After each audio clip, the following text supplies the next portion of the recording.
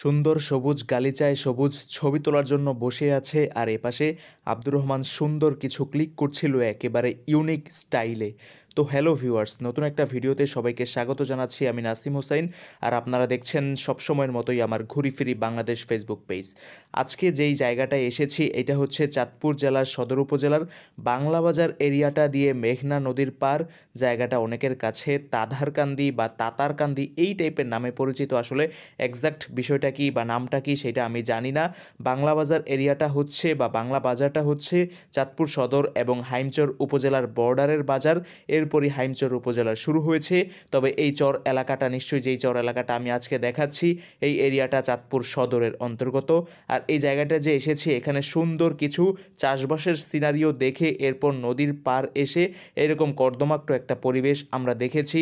সূর্য অস্ত যাচ্ছিল, বিকেলের সুন্দর ভিউ। জায়গাটা সত্যি মনোরম, একটা বিকাল কাটানোর মতো। আর বিকেলে কৃষক বা কৃষানি অনেক সময় এভাবে ছাগল নিয়ে বাড়ির পথে যাবেন। এই সিনারিওগুলো আপনারা চর এরিয়া ছাড়া আসলে কোথাওই দেখতে পাবেন না। আর এই কারণেই আসলে চর জীবন বা গ্রামীণ জীবন আমার সবসময় ভালো লাগে। আর এটা হচ্ছে টমেটোর আবাদ করা হয়েছে অতিরিক্ত পরিমাণে।